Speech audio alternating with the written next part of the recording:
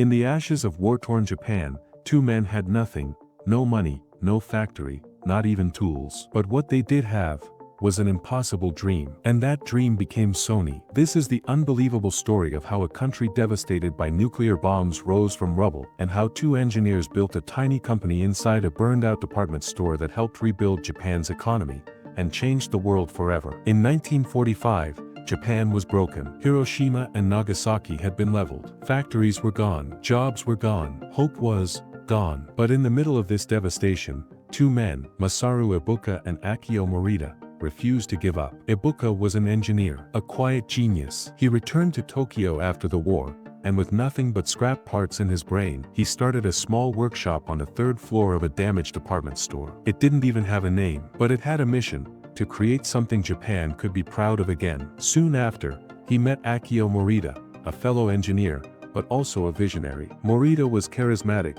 business-savvy, and bold. The two were complete opposites, but they clicked instantly. Together, in 1946, they founded Tokyo Tsushin Kojo, Tokyo Telecommunications Engineering Company. Yeah, it wasn't exactly catchy, but the dream behind it was electrifying. Their first product, a rice cooker, but it failed horribly. The cooker burned the rice more often than it cooked it. Sales were zero. Morita was crushed, but Ibuka just smiled. "We learned something," he said. That failure didn't stop them. It taught them. And that mindset would define Sony forever. Their breakthrough came in 1950. Japan was still struggling, but US soldiers stationed there brought American radios, and Japanese people couldn't stop staring. Portable music, it was magic. Ibuka had an idea.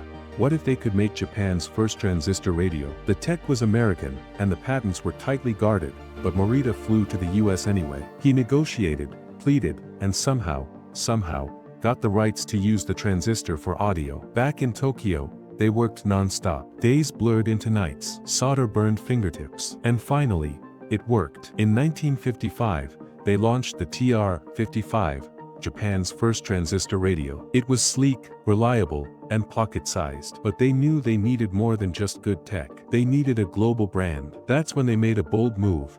They renamed their company Sony. Short, catchy, and easy to pronounce in any language. It came from the Latin word sonus, meaning sound. With the new name and a killer product, Morita took Sony to America. But American distributors laughed at him. One even said, "Nobody wants a Japanese radio." He didn't flinch. He started selling it himself. And slowly, people listened. Reviews came in. Orders picked up. By 1960, Sony became the first Japanese company to go public in the US. Just 15 years after the war, Sony was on American shelves, and changing how people listen to the world. What would you have done if your first product flopped, and your country was still recovering from nuclear war? Would you have kept going? Let me know in the comments. But Sony wasn't done. In the 1970s, they released the Walkman, a product critics said no one would want. Why would anyone carry music around? They said. But Morita trusted his gut. And once again, he was right. The Walkman didn't just sell. It exploded. People fell in love with music on the go. It became a symbol of freedom, youth,